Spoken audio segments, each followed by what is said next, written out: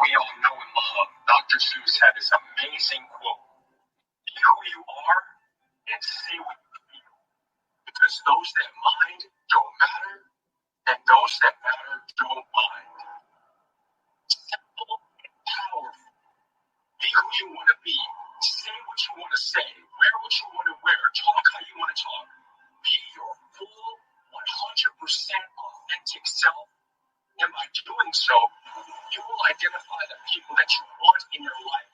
People that encourage you to be yourself. The people that encourage you to love yourself and to grow. Those are the people that you want in your inner circle. And those that truly love you, they're going to show themselves in your life. Because those are the people that are encouraging you to be yourself. They're encouraging you to love yourself. They're encouraging you to grow and become a better version of yourself. Those are the kind of people that you want in your life. Be who you are. Be who you want to be. Say what you want to say. Dress how you want to dress. Talk how you want to talk. Be your full, 100% authentic self. All right. Coming at you, episode 2 of Green Bay Greg. Here we go. Let's fix some stuff here. First of all, got to give this to Mike right away. Didn't take him long. Took him about 20 seconds into the episode to chime in. Appreciate it, Mike. I am going to try to do a little better this episode to interact with you guys that are watching / listening. Got a little caught up last time in the first episode. Got on a roll. Let's just say the train was going downhill, and I didn't exactly bring the brakes.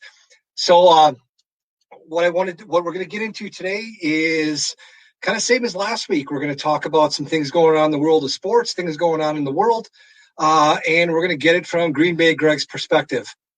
One thing I realized after watching last week's episode about 415 times, because I overanalyze everything and overthink everything, spent a lot of time talking about my friendship with Mike on the mic, and ripping on him a little bit. And by the way, I watched his episode, which airs before mine. He did an amazing job. I honestly cannot rip on it. For episode 2, did a great job. That's on the RTF Sports Network Thursdays. So coming at you on. Let me just get that up here. Let's just bring this up. There we go. All right, look at that. Kind of starting. If I didn't know any better, it almost looked like I almost knew what I was doing. So I want to talk about Matt, Benz's Bit. Benz's Bit also comes on the RTF network before my show. We're all a part of Twist, The Weekend Sports Talk. You can find us on Twist Sports Talk, and all the other social media outlets through RTF Sports Network, through Facebook, all our Facebook pages, Twist Sports Talk, our website. But the funny thing about Matt is, in our 3-man group of friends, Matt's kind of known as the mediator. You got Mike on one side, me on the other, and we'll argue about just about anything. Matt kind of tries to find the middle ground sometimes. Although we have had a couple of episodes on Twist where Matt and I did go at it. Funny thing about Matt is Matt's 14, maybe 15 years younger than me. He's got a wedding coming up, which I'm honored to be standing up in. I just can't wait till they do an individual picture of him and I. At the wedding, it'll look like a ventriloquist and the ventriloquist dummy. Matt's a little short. But if someone would have told me about 2.5 years ago, see that guy over there? His name's Matt Bentz. You and him are going to be inseparable a couple of years from now. I would have looked at you and I would have said, yeah, that sounds about right. The guy needs some friends. No, Matt's a great guy. Matt is, one of these guys that, wears his heart on his sleeve, and he just does more good than I can talk about on this show. But great guy, it's fun to jab with. Yeah, so that's the 3 of us. Our 3 shows, 3 individual shows, and then obviously we have Twist that comes at you on the RTF Sports Network Monday afternoons. We do it on Facebook as well as Twist, the Weekend Sports Talk, Twist Sports Talk website. I want to jump into right away. Topic number 1 on the Sports Talkers. First thing we're going to get into is the match yesterday. You had Tiger and Peyton Manning against Phil Mickelson and Tom Brady. Tell you what, for a sports fan like me, it lived up to the hype, lived up to everything that I expected it to. Even though the weather was horrible, these guys went out there and they golfed. They didn't have to. Any PGA Tour event would have been canceled, postponed, or delayed. These guys did it. They raised $20 million. The highlight of the entire time, obviously, was Tom Brady's shot from about 100, 110 yards out on 7. And what was fun about that was leading up to that point, and I was doing it with Matt and Mike as well, everyone on the planet was talking about how they could golf as well as Tom Brady. And in all honesty, a lot of people probably could have. Tom Brady was a little nervous, wasn't, hitting the ball all that well, couldn't find a fairway, if he'd have paid for it. But then he hit that shot, and then he came on hot, and he was doing well. But it was fun watching one of the greatest quarterbacks. I said one of the greatest quarterbacks of all time, come down to our level on the golf course. We all do that, but that's what makes golf so fascinating. That's what makes golf so great. It's a sport where you can have one good shot and 80 bad shots, and you're going to come out again because you can do that good shot again. Full disclosure, I yeah, we'll have to make that happen. Bet you Tom Brady's never hit a hole-in-one on a par 4. And that's kind of my point, is I was luckier than lucky. Talk about winning the lottery. About 20 years, a little more than 20 years ago, I was in a best ball scramble. It was a charity event in Wisconsin. I was golfing with 3 really good friends of mine. We're doing best ball. So one guy hits a shot, or all 4 guys hit a shot. You take the best shot, and everyone hits from that spot. Well, my buddy light up on the island hole, par 4, light up right before the water. Perfect shot. So the other 3 of us just went for it, hauled off. One buddy went a little bit to the left, one guy went to the right, but we were still in a perfect shot. And I hauled off. The wind picked up as I was in my backswing, ball carried, bounce in the hole. I got a hole-in-one on a par 4. I've been golfing ever since then because of that one shot. I'm not a great golfer. By no means is anyone ever going to come up to me and ask me for golf lessons. But that one shot, that one moment keeps me coming back to the golf course all the time. And that's what golf is all about. That's what made it so fun, is watching these guys become human. Next thing I wanted to talk about was the Coca-Cola 600. Now, in full disclosure, growing up in my early 20s, I was more of an IndyCar fan. I know what you're thinking. I had no idea that I even cared about auto racing. Well, my uncle would go on his Harley with his buddies every year from Milwaukee down to Indianapolis for the Indianapolis 500. Once me and my cousins got older,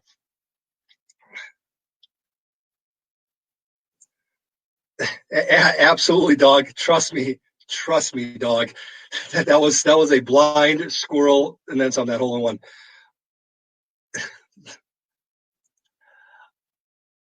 All right, so the Coca-Cola 600. I was more of an IndyCar fan, but the Coca-Cola 600, the NASCAR event, it's done on the Sunday of Memorial Day weekend, and it's done at night under the lights. That was the big thing. They didn't directly compete with the Indy 500, Indy 500s during the day, and the Coca-Cola 600 would be at night. So I was, kind of flipping on. I'm not going to watch 600 miles of auto racing. But what I thought was fascinating was that there was a 90-minute rain delay. The event did not end until close to midnight. And what was great about it was these guys now realize, in this new climate we live in, they're doing 2 races a week, Wednesdays and Sundays on most weeks. But what these guys are realizing is you're going to have to deal with inclement weather sometimes, just like the golfers did earlier in the day. They plowed through. They had to sit there in their cars. And then Brad Kozlowski ends up winning. Don't ask me to spell that. I think I could, but I'm not going to try. But Brad Kozlowski ended up winning. The point of it is, what I really like to see out of these guys, because like I mentioned in episode 1 of Green Bay Greg, and I'll mention it again, is I'm not so much a fan of looking at the scoreboard, cheering for a team on the scoreboard other than, go Pack Go. I'm a fan of stories. And what I really enjoy about not only the golf, but the Coca-Cola 600 was these guys know that people are just itching for sports. People want their sports. If you're a NASCAR fan, you've been looking forward all day to the Coca-Cola 600. If you're a golf fan like me, you're looking forward to that event. Then you see rain. And you know that if this would have been any other year, they would have either postponed it or canceled it. But these guys plugged through, and I really appreciate that out of them. And I'm sure the NASCAR fans would have, really enjoyed that and appreciate that well. Next thing I wanted to get into is the Dallas Cowboys and this ongoing saga with Dak Prescott. Here's the thing, Dak. You're not a top 5 quarterback. And I know that certain of my friends, let's just be honest, Mike's one of them. Mike's probably the number one guy, is going to hate that I make this comparison. But there are only 2 quarterbacks in the league last year that threw for 30-plus touchdowns and had 0 fourth-quarter comebacks. One of them was Kirk Cousins, and one of them was Dak Prescott. Kirk Cousins led his team to the playoffs. Dak Prescott didn't. Dak, I get it. You are the starting quarterback for the Dallas Cowboys. You got drafted not in the first round where you get guaranteed money, not in the first round where you get that guarantee, that 50-year option by the team. You got drafted in the later rounds, in the 3rd round. You know what? Should have played better in college. Should have been one of those top. I think this is funny. Mike Malone says to me, stop wasting time with the Cowgirls. Dude, you're the one who sent me the article. This is for you. Back off. So my point is that, you know what, Dak, sometimes you're going to have to suck it up. You're going to have to look for more endorsements if you want that money. And I get it. It's a prestige thing. You want to be the top 5 level high-paid quarterbacks. It doesn't matter. Mahomes is going to blow everyone out of the water. Earn it first. Earn it and come back and then say you want more. All right. Moving on. Oh. Woo. All right, let's go down. The next thing we're going to get into is something that I'm going to enjoy doing every week. I'm going to call it the Green Bay Greg Translator. And what that is I'm going to dive through different quotes from sports figures over the course of the week and kind of let you know what they probably meant to say. First one, Chase Elliott. Unfortunately, it is what it is. This is when he was in contention for the Coca-Cola 600. And when they went into a caution with less than 5 laps to go, his pit crew called him in for a pit stop. It ends up being the worst decision ever because no other guy did it. They stopped the race for 90 minutes, whatever it was. But the bottom line is what he meant to say, what the F? Leave me out there. 5 laps to go. I'll push my car 5 laps if I have to. Oh, feel bad for the guy. Same thing happened to his dad years earlier. Next one. This is Jalen Rose referencing Lance Armstrong. I don't respect cheaters. Jalen, I know some people really don't have the greatest of memories, and my memory might be a little better than most. You did play with a guy. His name is Chris Webber. Look it up. Remember what happened in Michigan? Remember why you guys don't have titles hanging around? He cheated. And don't tell me, it's not the same thing. I get it, but cheating's cheating. Dude, back off. You know what? Why don't you talk to Chris Webber first? Next one. This is Reggie Bush. When asked if college athletes should be paid, it's going to destroy some people, referencing that some people who don't come from a lot of money, and then they get money, it'll destroy them. Reggie, this is the time when someone asks you a question, you're allowed to say, you know what, I'm going to pass on this one. I don't think I'm an appropriate person to talk about this. Dude, you got your Heisman Trophy taken away because they found out that your parents were taking money. Dude, it's going to destroy some people? Yeah, your credibility. Back off. You don't need to answer this one. Step away from the table. Oh, all right. Next one is the best one. Tom Brady lining up on second shot on hole 7, on the 7th hole. It's 3rd shot, par 5. And Chuck's giving him a hard time. Charles Barkley's giving him a hard time, telling him that Charles is going to give Tom a couple of strokes on the side. He can beat him. Tom takes the shot. Everyone's going nuts. Tom pumps his fist, looks at the camera and goes, suck on that, Charles. Here's what he meant to say. No, that's about right. Pretty much nailed it. Suck on that, Charles. That was the ultimate scoreboard in your face. All right. The next thing I want to get into outside the arena. And see, we got to. Yeah. Thanks, dog. All right. Outside the arena. Now, outside the world of sports, we just went through a 5-week, 10-part documentary on the Chicago Bulls. Now, E60 on ESPN is doing a couple parts series on Lance Armstrong. Here's the thing, Lance. Your credibility is gone. You're never going to get it back. You lied to too many people. You hurt too many people. But here's how you can maybe get back your credibility. You were diagnosed with stage 4 testicular cancer while you were a competitive racer. You were given a death sentence, essentially. You fought back. You came back to win 7 Tours de France. And I think that's how you say it. I don't think it's Tour de France. I think it's Tours de France. Anyway, beside the point. Why don't you sit down with the people at Johns Hopkins or at the Mayo Clinic or all these people that spend endless hours and billions of dollars every year trying to find a cure for cancer? Open up and be honest with them. Tell them when you took EPO, how often you took it, what your training regimen was like. Because you know what these guys are doing? They are throwing everything against the wall to see what sticks. And if you possibly could have done something that would have maybe led to you being in remission, then cured from cancer, you owe it to society to be honest with someone and tell them what you did, because it could lead to a cure. For the love of God, Lance, for once in your life, do something honest. Do something right. And I'm sorry if it's going to ruin your reputation even more. It's not about you. Hundreds of thousands of people die every year from cancer. If for some reason you did something that in part could lead to a cure, you owe it to them. Thanks, Dad. Hey, my dad's laughing his ass off. Usually people just laugh at me. I think now he's laughing with me.